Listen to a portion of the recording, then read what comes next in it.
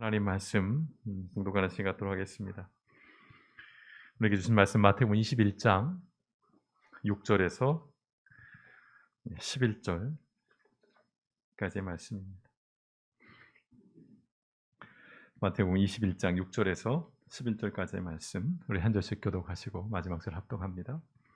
마태복음 21장 6절입니다. 제자들이 가서 예수께서 명하신 대로 하여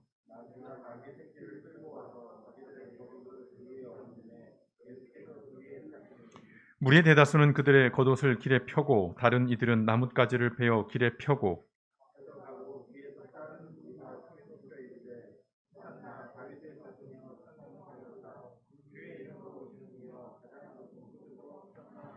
예수께서 예루살렘에 들어가시니 온 성이 소동하여 이르되 이는 누구냐 하거늘 무리가 이르되 갈릴리 나사렛에서 나온 선지자 예수라 하니라. 아멘. 고맙고 감사하신 아버지 하나님, 오늘 우리에게 성탄에 또 이 기쁜 날을 허락하시니 감사합니다. 하나님이 사람이 되셔서 우리 가운데 오신 그 임마누엘의 하나님을 우리가 경배하며 찬양합니다. 이 땅에 오신 그 예수님의 의미를 우리가 가슴 깊이 새기며 우리와 함께 하시는 그 하나님과 더불어 동행하는 인생의 길이 되기를 원합니다. 오늘 하나님 앞에 또한 귀한 예물을 드립니다. 특별히 오늘 예물은 예수님께서 이 땅에 선물로 오신 것처럼 이제 아버지 우리가 그 의미를 기리기 위하여 아버지 하나님이여 함께하는 교회들을 위해 작은 섬김을 나누기를 원하오니 드려진 예물 가운데 하나님께서 복 주셔서 아버지 그 나눔 속에 풍성케 하시고 위로와 힘을 더하시고 아버지 하나님이여 이 어려운 시절 속에서 지치지 아니하고 주어진 길들을 걸어갈 수 있도록 하기 위한 귀한 아버지 하나님이여 물질로 사용될 수 있도록 하나님께서 역사하여 주시옵소서.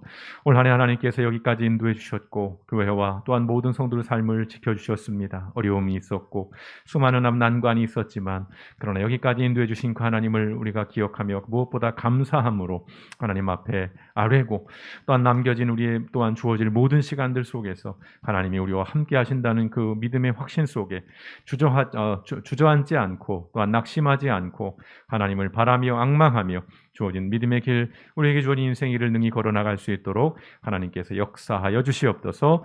모든 말씀을 원하신 예수님의 이름으로 감사하며 기도드렸습니다. 아멘. 주신 말씀으로 우리 잠시 묵상하는 시간 갖도록 하겠습니다.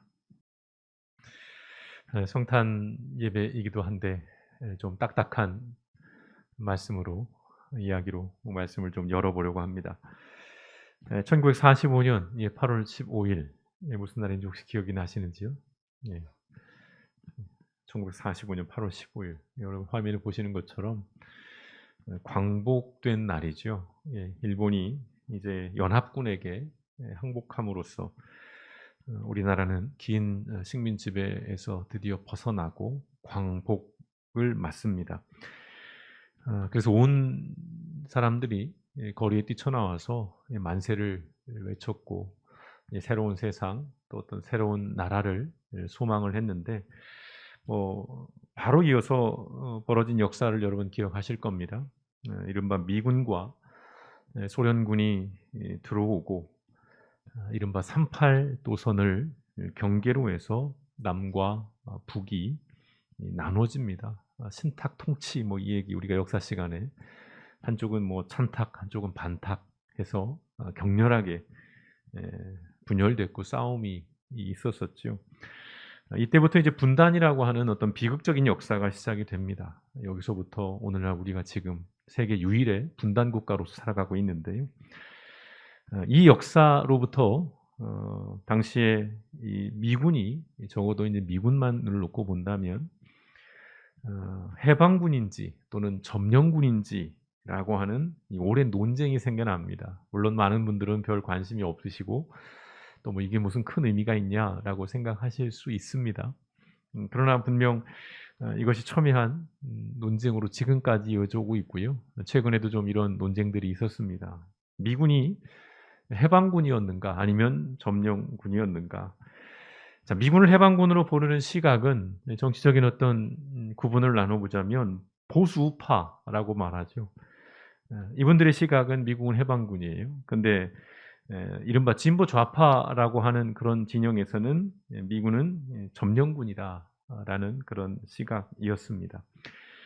해방 후에 이 조선에서 결성된 대부분의 정당과 또 사회단체들은 당시에요. 자주적인 독립국가의 건설, 또 식민 잔재의 청산, 그리고 토지 개혁이라고 하는 3대 과제를 선정을 했어요.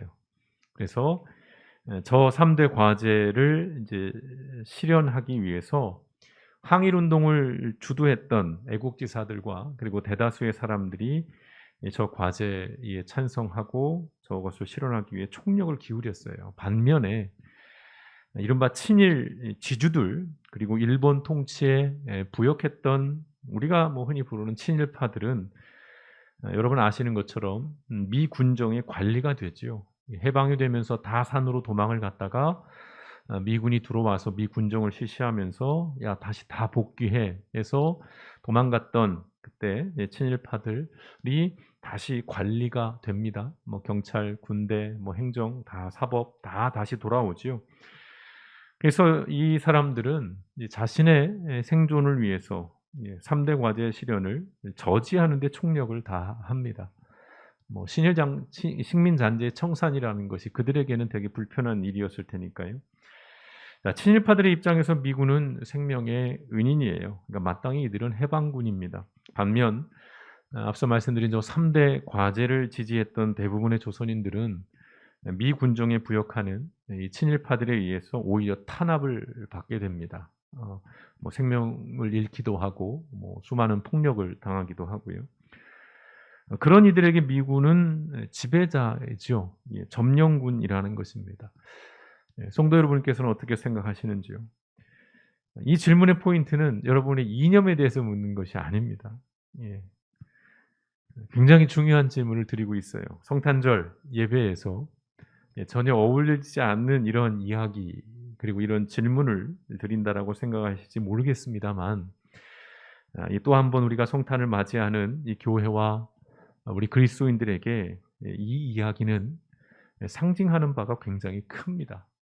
특히나 성탄절의 의미가 점점 퇴색되어 가고 뭐 변질된 지 오래인 우리의 이 현실 속에서 이 역사의 이야기가 담고 있는 여러 가지의 담론들이 오늘 우리의 교회들과 그리스도인들이 고민해 봐야 할 지점들이 있다는 것입니다. 여러분 무엇일까요?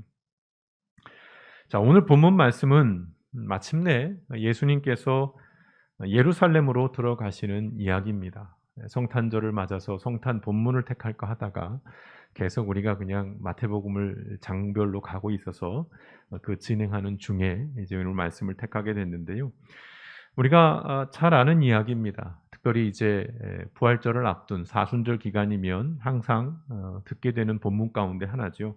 예루살렘으로 입성하시는 어떤 예수님에 대한 이야기. 오늘 말씀은 1절부터 시작이 되는데 우린 6절부터 읽었습니다. 1절부터 보면 이제 예수님께서 제자들을 통해서 어린 나귀를 데려오라고 하죠. 그래서 그 나귀를 타시고 예루살렘으로 들어가십니다. 의도적인 행위이죠. 구약 성경의 예언대로 이 땅에 평화의 왕으로 예수님께서 오셨음을 세상에 알리기 위한 아주 의도적인 그런 행동입니다. 보통 정복 군주들은 큰 말, 흔히 백마를 타고 무장을 한 채 들어오는데 예수님은 상대적으로 어린 나귀 새끼를 타고 아주 볼품없이 예루살렘에 들어오시는 거예요. 나는 정복 군주가 아니라는 것이죠. 평화의 왕으로 오셨다는 것입니다. 오늘 이 예수님, 예루살렘에 입성하는 예수님은 드디어 커밍아웃을 하신 거예요. 그전에 수없이 예수님에 대한 이야기들을 사람들이 했고 또 제자들이 보아왔을 때 예수님은 늘 그랬죠. 나를 알리지 마라. 아직 세상에 내 이야기를 하지 마라. 비밀로 해라. 뭐 이런 말씀을 하셨는데 이제 드디어 오늘 이 예루살렘의 입성이라는 것을 통해서 세상에 당신을 이제 드러내신 겁니다. 그리고 이 땅에 오신 예수님이 이제 당신의 그 사명을 감당하기 위한 마지막 일주일의 여정의 첫 시작이 이 예루살렘의 입성인 것이죠. 이제 이날로부터 일주일 동안 수많은 일들이 벌어집니다. 십자가에 죽으시고 또 부활하는 그 일련의 역사가 시작이 되는 것인데요. 자, 오늘 말씀 속에서 등장하는 인물들, 군중들이 등장을 하는데 오늘 이 군중들의 모습은 굉장히 열정적이에요. 굉장히 뜨겁습니다. 8 절에서 9절 말씀을 보실까요? 많은 군중이 겉옷을 벗어 길에 펴기도 하고 나뭇가지를 꺾어 길에 깔기도 했다. 그리고 예수님을 앞뒤로 에워싸고 가는 군중들은 다윗의 후손에게 호산나, 주의 이름으로 오시는 분에게 찬양을 가장 높은 곳에서 호산나하고 환호성을 올렸다라고 그렇게 말씀을 하고 있습니다. 많은 군중들이 모였던 이유는 1차적으로는 유월절을 맞이했거든요. 그들의 최대 명절입니다. 유월절에 모든 유대인들은 예루살렘으로 와야 돼요. 그리고 그 성전에서 이제 제사를 드리는 것이 이들의 의무였어요. 그러니까 우리로 말하면 추석, 설 같은 거죠. 사람들이 몰려온 것입니다. 그런 많은 군중들이 있었어요. 그들이 이제 옷을 벗어서 길에 펴고 나뭇가지를 까는 것입니다. 이 행위는 예수님을 왕으로서 그들이 영접하고 있다라는 의미예요. 자, 절기를 지키고 온 순례자들이 더러 이런 식으로 환영을 받는 경우가 있었다고 합니다. 그런데 오늘 이 예수님에 대한 군중들의 반응은 그것보다는 훨씬 더 큰 의미를 담고 있는 것이죠. 일단 예수님에 대해서 군중들이 뭐라고 부르죠? 다윗의 후손이라고 부릅니다. 다윗의 후손이라는 건 왕족이라는 것이죠. 예수님을 왕으로서 환영하는 것이고요. 또한 주의 이름으로 오시는 분 호산나라고 외칩니다. 이 외침 속에는 예수님을 하나님께서 보내신 그들이 오랫동안 열망하고 기대하고 기다렸던 메시아로서 그들이 이 예수님을 맞이하고 있다라고 하는 그런 의미가 담겨 있습니다. 그런데요, 모든 사람들이 예수님을 알고 있거나 적어도 그냥 객관적인, 우리가 뭐 호구조사한다고 하잖아요. 그냥 어떤 객관적인 정보로서 인지를 하고 있거나 또는 이렇게 열렬하게 환영하는 것은 아니었다는 것이죠. 오늘 말씀 속에 보면 이 환호하는 군중들에게 이렇게 질문하는 사람들도 있었어요. 10절 말씀해 보시면 예수께서 예루살렘에 들어가셨을 때 온 도시가 들떠서 물었다는 것이죠. 자, 뭐라고 묻습니까? 아주 직관적으로 묻습니다. 이 사람이 누구냐? 이 사람이 누구냐라고 물어요. 예. 그러니까 예수님에 대해서 이제 모르는, 왜 이렇게 사람들이 열광을 하지? 저 사람이 뭔데 이렇게 환호를 하지? 그러니까 묻는 거예요. 야, 쟤 누구야? 라고 묻는 겁니다. 그러자 이제 군중들이 대답합니다. 일부의 군중들이. 예, 이 스피커가 좀 지직거려서 좀 죄송합니다. 11절 말씀해 보시면 사람들은 그가 갈릴리 나사렛에서 나신 예언자 예수라고 말하였다. 라고 예수님에 대해서 소개하고 알려줘요. 맞는 말입니다. 틀린 말은 아니에요. 예, 갈릴리에서 활동을 하셨고 어린 시절 나사렛에서 자라셨고 예언자인 것도 맞지요. 자, 그런데 이것이 예수님이 누구신가에 대한 대답의 전부는 아니라는 것입니다. 자, 복음서를 통해서 우리가 확인할 수 있는 몇 가지 사실들이 있는데요. 오늘 이 이야기와 관련해서 자, 지금 예수님을 환영하고 환대하는 사람들은 예수님을 아직은 제대로 알지 못했어요. 그저 그들의 바람이나 기대가 투영이 된 거고요. 또 그냥 객관적으로 나타난 어떤 몇 가지 지표들만 가지고 예수님을 인식을 했다는 것입니다. 또한 예수님이 당시 사람들에게 주목을 받고 많은 인기를 얻었지만 여러분 아시는 것처럼 모든 사람에게 환대를 받으신 것은 아닌 것이지요. 무관심한 사람도 있었고요. 또는 적극적으로 예수님에 대해서 거부하고 반대하고 심지어는 공격하는 사람들도 많았습니다. 어떤 살해 의도를 가지고 접근하는 사람들도 많았다는 것이죠. 자, 무관심하거나 또는 적극적으로 거부하고 반대를 하거나 또는 예수님에 대해서 어느 정도 알고 있다고 하는 이 모든 사람들 사이에 공통점이 있어요. 그것은 뭐냐면 예수님을 환대하는 사람이나 배척하는 사람 모두 예수님에 대해서 사실은 제대로 알지 못하고 있다는 이 공통된 사실이 있습니다. 예루살렘에 나귀를 타고 들어오시는 예수님이 누군가에게는 해방군이었어요. 로마의 압제로부터, 이제 이 식민 지배로부터 이제 우리는 해방될 것이야. 이제 예수께서 이제 로마를 무찌르시고 메시아니까요. 다윗의 그 나라를 재건해 주실 거야. 우리가 다시 독립된 나라에서 살게 될 거야. 그런 의도로 예수님을 이해하고 환영하는 것이에요. 근데 누군가에게 예수님은 점령군이었어요. 비유를 해보자면. 자, 다양한 시선이 존재했어요. 해방군으로 여기는 사람들은 예수님을 앞서 말씀드렸듯이 메시아로 생각했다는 것이고, 또 그 일부는 더러는 예수님은 말씀을 잘 가르치시는 어떤 랍비, 교사로서의 어떤 이해, 또는 병을 고쳐주거나 또는 먹을 것을 주는 선생으로, 고마운 사람으로, 좋은 사람으로 생각을 했습니다. 반면 우리가 아시듯이 이 바리새인들, 사두개인, 이 얘기는 또 하게 될 텐데요. 종교 지도자들 이른바, 그리고 어떤 권력자들에게 예수님은 신성모독을 밥 먹듯이 하는 이단자였어요. 또 군중들을 선동해서 정치적으로 불안정하게 만드는, 우리가 말하는 여러 번 말씀드렸던 불온한 자였다는 것입니다. 또 어떤 사람들에게 예수님은 보잘것없는 나사렛이라고 하는 아주 촌동네에서 몫으로 살던 그저 그런 사람일 뿐입니다. 갈릴리라는 지역 자체가 굉장히 차별받던 지역이었어요. 아주 촌으로서 낙후되고 사람들이 무시하던 그런 동네. 그 가운데 나사렛은 정말 더 작은 그런 조그마한 동네였어요. 거기서 그냥 몫으로 살던 그냥 사람이에요. 성경에도 나오잖아요. 야, 내가 아는데 저 사람 별거 없어. 그냥 목수야. 나사렛에 살아. 이런 시선들이 틀린 것은 아니에요. 그러나 정확한 것도 아니라는 것입니다. 다시 말씀드립니다. 사실이지만 진실은 아니라는 말씀이에요. 이게 중요합니다. 각자 자신들이 서 있는 삶의 자리와 그리고 자신들의 환경에서 예수님을 바라보는 거예요. 그리고 예수님을 판단하고요. 그리고 예수님을 기대합니다. 우리도 그렇잖아요. 메시아로 여긴 사람들은 마땅히 환영하고 환호할 수밖에 없는 거예요. 그들의 입장에서는. 또 혁명가로 여긴 권력자에겐 경계하고 제거해야 할 대상일 뿐인 것입니다. 예수님이.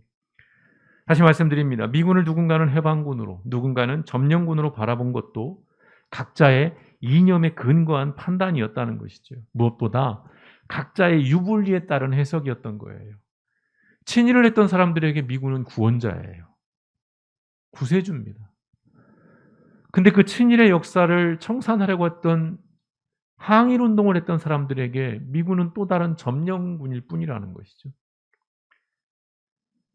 나에게 이익을 주는 존재인지 손해를 끼치는 존재인지 이게 핵심이었다는 것이에요. 판단에, 어떤 분별에. 그래서 질문을 드립니다. 이 땅에 사람으로 오신 예수님이 성도 여러분에게는 어떤 분이신지요? 어떤 의미이신지요? 어떤 존재이신지요? 이제 내년에는 이 질문에서 다른 질문으로 좀 넘어가려고는 하는데요. 일단 오늘 다시 질문 드리는 것은 예수님이 여러분에게 누구인지, 성도 여러분에게 해마다 맞이하는 이 성탄의 의미는 어떤 것인지. 어제 이제 모교회 친구 단톡방에서 좀 오랫동안 대화를 나눴습니다. 성탄이 예전 같지 않고 옛날 어렸을 때 그 어떤 성탄이 가져다 준 그 설렘이나 어떤 그 즐거운 기쁨이 이제는 전혀 없다. 그래서 아쉽다. 그래서 어쩌겠냐, 세월이 변했고 우리도 나이를 먹었고 이제 그런 시절은 안 올 거다. 그런 얘기들을 한참 이렇게 나눴어요. 근데 곰곰이 생각해 보면 거기 예수님이 없었던 게 핵심이었던 것 같아요. 예. 그냥 즐거웠던 것, 그래서 재미있었던 것, 간식을 많이 먹고 여러 가지 게임들을 하고 같이 어울려 다니고 새벽에 새벽송하고 그 자체의 어떤 즐거움이었던 것 같아요. 물론 어렸으니까요. 그 시절부터 이미 예수의 존재론에 대해서 심각하게 고민하고 그럴 나이는 아니죠. 근데 그 어떤 성탄이 가진 그 따뜻한 기억들이 유년 시절에 굉장히 많은 저로서는 24일 날 집에서 이렇게 있는 제 모습이 너무도 어색하고 아직도요. 낯선 것이죠. 그래서 질문을 드리는 거예요. 여러분에게 이 성탄의 의미는 어떤 것인지. 요즘 젊은이들에게는 성탄의 의미 다른 거 없죠. 노는 날, 연인들을 위한 날, 뭐 이런 것입니다. 이도저도 아니면 그저 잠이나 늘어져 이렇게 자는 날. 이제 뭐 내년부터는 뭐 대체 공휴일까지 지정을 하겠다고 하니. 자, 예수님이 이 땅에 오신 것은 성경이 말하고 있는 바와 같이 우리가 알고 있는 바와 같이 십자가에서 죽으시기 위해 오셨습니다. 맞습니다. 근데 여러분, 그보다 앞서 예수님은 살기 위해 오셨다는 걸 잊으면 안 돼요. 예수님이 이 땅에 오셨어. 왜? 죽기 위해 오셨어. 예, 죽으신 거 맞지만 그에 앞서 예수님은 이 땅에 삶을 사셨어요. 사람으로. 사람의 몸을 가지고. 우리는 이걸 놓치면 안 됩니다. 예수님은 이 땅에서 사람들과 함께 그들과 공존하며 삶을 사셨다는 것. 여느 사람들이 그런 것처럼 먹고 마시고 주무셨어요. 기뻐하셨고 슬퍼하셨고 분노도 하셨습니다. 우리를 죄에서 구원하기 위해 죽으셨지만 그 죽음만이 아니라 이렇듯 예수님의 일상의 삶도 우리를 죄에서 구원하시기 위한 하나의 과정이었다는 사실을 우리는 간과하면 안 돼요. 아, 예수님이 이 땅에 오셨어. 죽기 위해 오신 거야. 나를 구원하시기 위해 죽으셨어. 틀린 것은 아니지만 그에 앞서 예수님이 삶이 있었다는 것. 그 예수님이 보여주신 삶조차도 우리를 구원하기 위한 과정이었다는 것을 우리는 기억해야 한다는 것입니다. 또한 예수님은 우리를 천국으로 인도하시기 위해 이 땅에 오셨어요. 맞습니다. 틀리지 않습니다. 하지만 이 땅에서 천국의 삶을 살게 하시려고 오신 것 또한 사실이라는 겁니다. 이것 또한 우리가 놓치면 안 돼요. 이른바 죽어서 천국 가는 이것이 우리의 신앙의 핵심이 되어서는 안 된다는 것입니다. 아직 살아있는 이때를 천국의 삶으로 살아가게 만들기 위해서 예수님이 오셨고 예수님이 말씀하셨고 그분이 우리에게 가르쳐 주셨다는 것을 우리는 기억해야 한다는 것입니다. 또한 예수님은 사람들을 생명의 길로 인도하시기 위해 이 땅에 오셨어요. 맞습니다. 그죠? 틀리지 않습니다. 하지만 우리를 통해서 사람들을 생명의 길로 인도하게 하려고 이 땅에 오신 거예요. 예수님이 오셔서 혼자 모든 사람들을 다 생명의 길로 인도하시고 야 내가 다 이루었다. 테텔레스타이 이가 하신 게 아니라 뭐 하셨어요? 부활하신 후에 승천하실 때 뭐라고 말씀하셨습니까? 가라고 했잖아요. 가서 제자 삼으라고 했잖아요. 그 말이 무슨 말이에요? 내가 한 것처럼 이제 너희들이 사람들을 구원해라. 생명의 길로 인도해라. 예수님이 그 위대하신 명령이에요. 그 사명을 주시기 위해 이 땅에 오셨다는 것입니다. 또한 예수님은 우리의 고난과 고통을 감당하려고 오셨어요. 맞습니다. 틀리지 않아요. 그러나 우리에게 고난과 고통이 그렇다고 해서 사라지는 것은 아니에요. 여러분은 이번 한 주간도 굉장히 어려운 순간을 경험한 분도 있을 것이고 낙심하고 절망하거나 짜증나거나 고단하거나 피곤한 그런 삶을 사셨을 거예요. 내가 예수를 믿고 내가 40일 금식을 하고 내가 방언을 하고 내가 예언을 하고 내가 사람을 고치는 그런 신유의 능력이 있어도요. 그런 사람에게도 고통과 고난은 사라지지 않습니다. 매일매일의 삶이 천국의 삶이 될 수는 없어요. 그러니까 우리는 오해하고 있는 거예요. 예수님이 우리의 고난과 고통을 감당하게 오신 것은 맞습니다마는 그것을 없애려고 오신 것이 아니라 다만 그 고난과 그 고통의 의미를 가르쳐 주시기 위해 이 땅에 오신 거예요. 예수님이 이 땅에 오셔서 삶을 사시고 십자가에 죽으시고 부활하신 것은 너희에게 고난과 고통이 이제 없을 거야. 내가 그걸 다 가져갈게. 나 혼자 다 짊어지고 갈게. 게 아니라 봤지? 지금 너희가 당하는 고난과 고통의 의미가 무엇인지 나를 통해서 깨달아. 그리고 그것으로 인해서 삶에서 무너지지 말고 절망하지 말고 쓰러지지 마. 부활의 소망을 가지고 희망을 가지고 살아가. 이것을 위해서 예수님께서 우리에게 몸소 고난과 고통을 당하신 거예요. 또한 예수님은 우리를 사랑하셔 오셨어요. 이게 본질이지요, 사실. 그러나 또 무엇입니까? 우리에게 사랑하며 살라고 오신 거예요. 예수님 나를 사랑하시나요? 예수님 날 사랑해 주세요. 나를 더 안아주시고 나를 더 품어주시고 나에게 좀 더 친절하게 해주시고 나를 더 환대해 주시고 나를 더 긍휼을 내게 자비를 나를 더 불쌍히 여겨주시고 그건 우리는 하나님 앞에 기도해야 합니다. 그러나 뿐만 아니라 우리가 누군가를 그렇게 사랑하라고 그래서 예수님이 우리를 사랑하신 것입니다. 또한 예수님 우리에게 복음을 주기 위해 오셨죠. 예수님이 복음이잖아요. 복된 소식. 그러나 그게 전부가 아니죠. 우리가 그 복음을 살아내고 그 복음을 전하게 하기 위해 오셨다는 것입니다. 그래서 다시 질문을 드립니다. 성도 여러분에게 예수님은 누구신지요? 여러분에게 예수님은 어떤 의미이신지요? 나의 욕망과 나의 필요에 따라 예수님의 의미가 정해지는 것을 경계하십시오. 내 입장에서, 내 상황에서 내가 욕망하는 것을 이루기 위해 예수님을 규정해버리는 이런 실수를 우리는 이제 멈춰야 합니다. 이런 유혹들을 우리는 떨쳐내야 합니다. 나의 유불리에 따라 예수님의 삶을 선택적으로 취하는 것을 우리는 주의해야 합니다. 예수님이 이렇게 사셨지만 이거는 좀 나하고는 안 맞아. 그러니까 이건 좀 아니야. 요건 내가 마음에 드네. 요건 내가 취하고. 그럴 수 없다는 거예요. 취사 선택은 우리에게 아무런 그런 권한이 없습니다.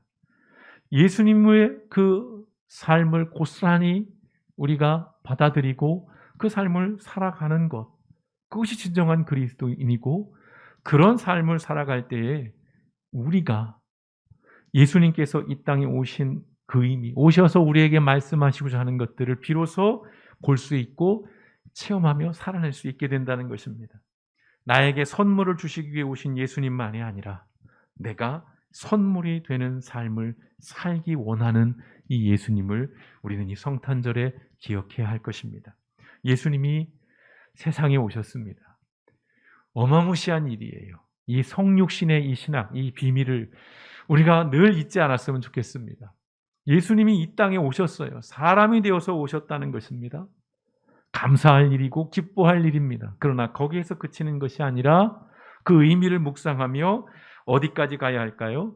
자, 그렇다면 이제 우리가 그 복음을 들고 세상으로 들어갈 차례구나 라는 것을 우리 마음속에 그렇게 다짐하고 결단하는 거기까지 갈 때에 비로소 예수님이 누구인가를 우리가 온전히 이해하게 되는 것이고 이 성탄의 의미가 어떠한 것인가를 우리가 삶으로 체험하고 또 구현해낼 수 있다는 것입니다. 그저 내가 서 있는 자리에서 내가 보고 싶고 내가 원하는 것들만을 가지고 예수님의 상을 조각하는 일들은 이제는 그건 어린아이 같은 일입니다. 이제 우리는 예수님이 보여주신 그 모습 그대로 내 입장이 아니라 예수님의 편에 서서 예수님이 왜 우리에게 오셨고 예수님은 이 땅에서 어떻게 그런 삶을 살아가셨으며 왜 십자가에서 죽으시고 부활하셨는지 그 의미들을 통으로 우리가 제대로 헤아려 가면서 오늘 이 성탄의 의미를 그저 누군가에게는 선물을 받는 날로, 누군가에는 그저 즐기는 날로, 누군가에게는 그저 불편하고 또 돈이 나가는 날로서 그렇게 의미가 아니라 나를 위해서 오셨고 또한 나는 누군가를 위한 삶이라는 사실들을 마음에 새기면서 이 땅에 오신 그 예수님처럼 우리가 우리에게 주어진 날들, 이제 새해에는 더욱더 우리가 그 하나님으로 이신 예수님이 사람으로 이 땅에 오신 그 의미를 이제 우리는 관념적으로서만이 아니라 삶으로서 행함으로써